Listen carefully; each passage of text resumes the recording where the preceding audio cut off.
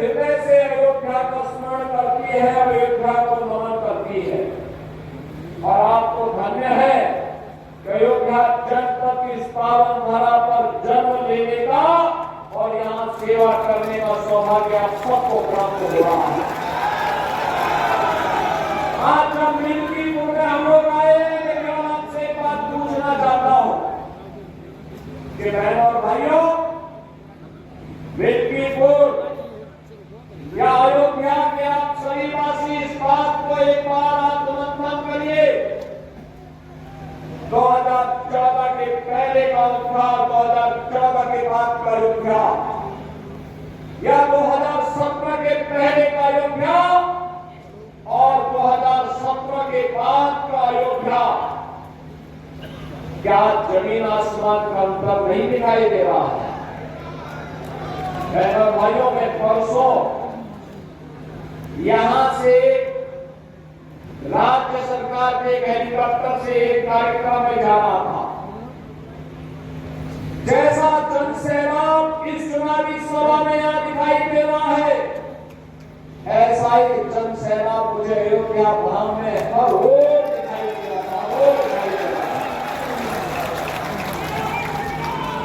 याद करिए, याद करिए, अगर अयोध्या की सड़कों को भारतीय जनता पार्टी की डबल इंजन सरकार ने 4 लेन की सड़कें नहीं बनाई होगी, अयोध्या की रेलवे लाइन को डबल नहीं किया होता, रेलवे के स्टेशनों का सुदृढ़ीकरण और उसका सुंदरीकरण नहीं किया होगा, उसका विस्तारीकरण नहीं किया होता, और अगर इंटरनेशनल एयरपोर्ट का नामकरण अयोध्या में इस रूप में नहीं होता, इस रूप में उसका विस्तार नहीं होता, तो ये लाखों श्रद्धालु और पर्यटक जो आज अयोध्या धाम में प्रतिदिन आ रहे हैं, क्या ये आ पाता?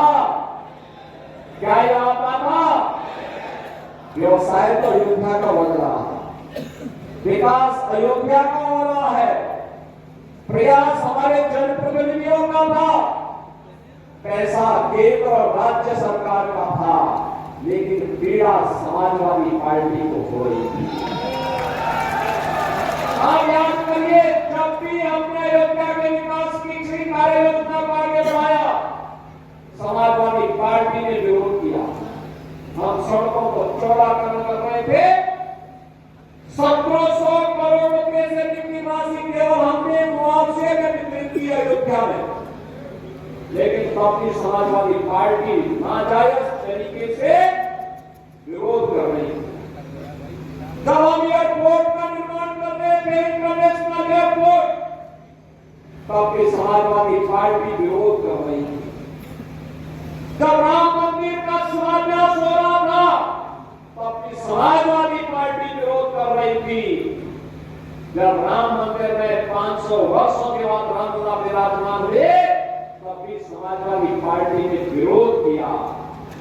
बहनों भाइयों, आज आप देख रहे होंगे, ये समाजवादी पार्टी जब अयोध्या के इंटरनेशनल एयरपोर्ट का नामकरण, इंटरनेशनल एयरपोर्ट का नामकरण त्रिकालदर्शी ऋषि महर्षि वाल्मीकि के नाम पर किया गया, तब भी समाजवादी पार्टी ने विरोध किया था।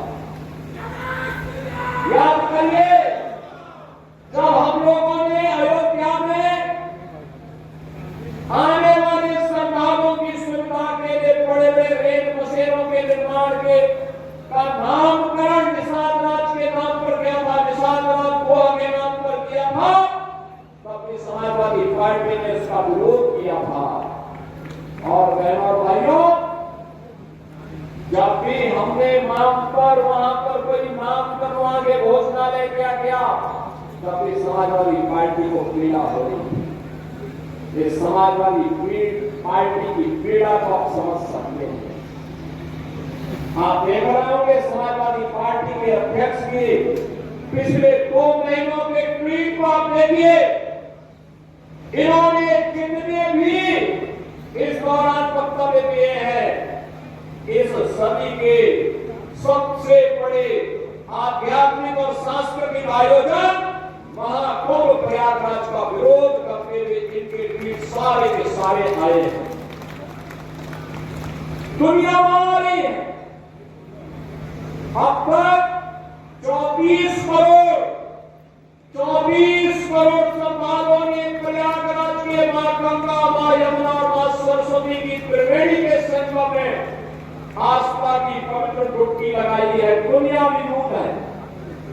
कब राष्ट्रपति जी आए थे, दुनिया के 74 देशों के राष्ट्रदूत आए थे, हाई कमिश्नर्स आए थे, पूरी दुनिया आ रही है, विमुख है, पूज्य संतजन आए हैं, सभी आचार्यगण आए हैं, देश और दुनिया के श्रद्धालु आए हैं, पर्यटक आए हैं, लेकिन पीड़ा समाजवादी पार्टी को हो रही है। जिससे सनातन धर्म का गौरव बढ़ता हो, जिससे हर भारतीय का सीना चौड़ा होता हो, जिसमें हर व्यक्ति विमुख होता हो, उससे समाजवादी पार्टी को पीड़ा होती है। और ये पीड़ा पहली बार नहीं हुई है। याद करिए, जब हमारी सरकार ने उत्तर प्रदेश में 3 महिला बटालियन पीएससी की गठित की थी, वीरांगना उदा देवी के नाम पर, वीरांगना झलकारी बाई के नाम पर, वीरांगना अवंती बाई लोधी के नाम पर। याद रखना, वीरांगना उदा देवी फांसी जाति की वीरांगना थी, जिन्होंने देश की आजादी की महत्वपूर्ण लड़ाई को नेतृत्व दिया था। वीरांगना झलकारी बाई गौरी समाज से आती थी और उन्होंने देश की आजादी की महत्वपूर्ण लड़ाइयों को लड़ा था। वीरांगना अवंती बाई लोधी ने इस पूरी लड़ाई को, देश की आजादी की लड़ाई को पूरी मजबूती के साथ लड़ने का काम किया था।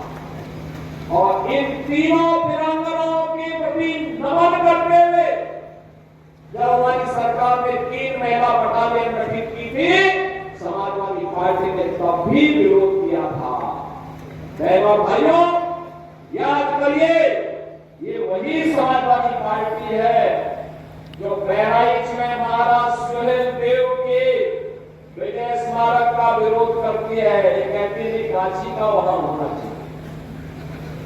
देखो, गाजी और पाजी प्यारे हैं। बहनों और भाइयों,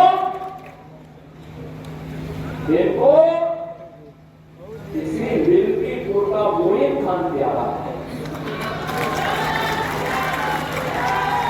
इनको कन्नौज का नवाब सिंह यादव प्यारा है, जो एक बेटी की इज्जत के हाथ ऊपर सीधे सीधे हाथ डालने का काम करता है। और याद रखना, एक बात कान खोल करके सुनना मैं आपसे कहना चाहूंगा, और वह ये कि समाजवादी पार्टी हर माफिया के साथ में है, हर दुष्कर्म व्यक्ति के साथ में हमेशा खड़ी होती है। और जो भी कहीं कोई घटना घटित होती है, उस घटना के पीछे समाजवादी पार्टी का हाथ होता है, उस षड्यंत्र में शामिल होती है। और इसीलिए से पीड़ा है।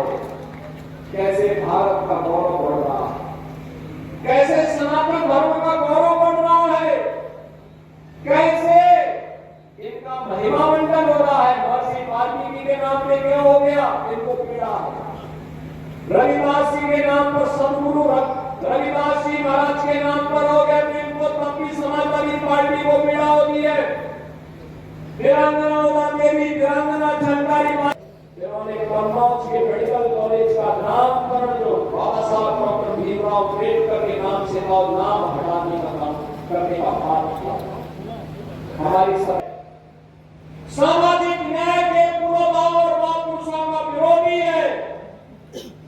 यह भारत विरोधी तत्वों को गले लगाती है, माफिया को गले लगाती है। मोइन खान और नवाब सिंह यादव जैसे दुष्कर्मियों को गले लगाने का काम करती है। और याद करिए, एक दलित बेटी के साथ इन्होंने मैनपुरी में विधानसभा उपचुनाव के दौरान त्याग किया था, इन्हीं का नेता हैं तो अपने परिवार का भरण पोषण करके सारे पद एक परिवार को देके जाते हैं। और इसलिए मिल्कीपुर का चुनाव भी आज राष्ट्रवाद बनाम परिवारवाद का चुनाव होकर